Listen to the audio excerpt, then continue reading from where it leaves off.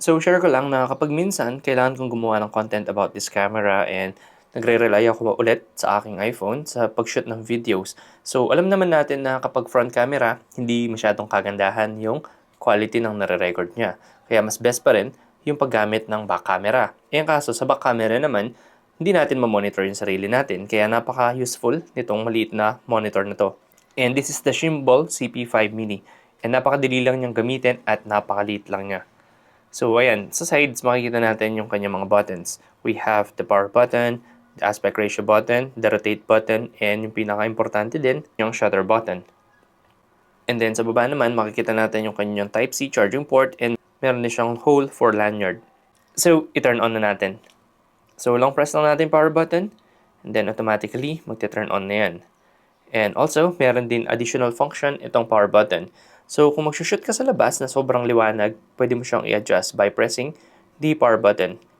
Yan. Meron siyang 3 levels of brightness and dahil indoor lang naman ako, gagamitin ko na lang yung pinakamadilim. And then, on the screen, makikita natin agad yung different ways kung paano siya i-connect sa Android or iOS. So, dito sa iOS, napakadali lang yan. So, pagka-turn on mo, ang kailangan mo lang gawin is slide down and then piliin mo yung screen mirroring. Then yan, show more, and then makikita natin yung CP5 Mini. So, automatically, ayan na yan. And then, kung gusto nyo mas lakihan yung display, pwede nyo pindutin itong isa. That's it. And then, kung gusto nyo litan, pindutin nyo lang din ulit. And kung gusto nyo namang i-rotate, pwede naman, mirror. Then, long press to rotate it.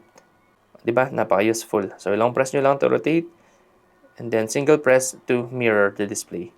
So, next naman, kung gusto nyo gamitin itong shutter, kailangan lang natin gawin is i-turn on yung Bluetooth ng ating device and then hanapin natin siya sa Bluetooth. Ang pangalan niya dito sa Bluetooth is CP5 Mini. So, ayan, connected na siya automatically.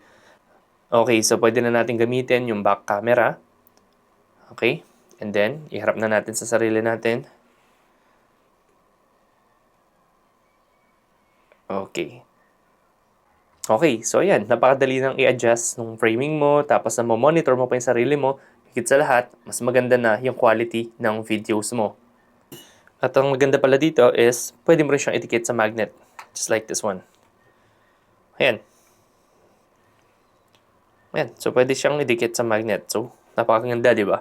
Tapos, napakaliit lang. Kaya, ang gusto nyo nito, nasa baba lang yan. Alam nyo na, and follow for more.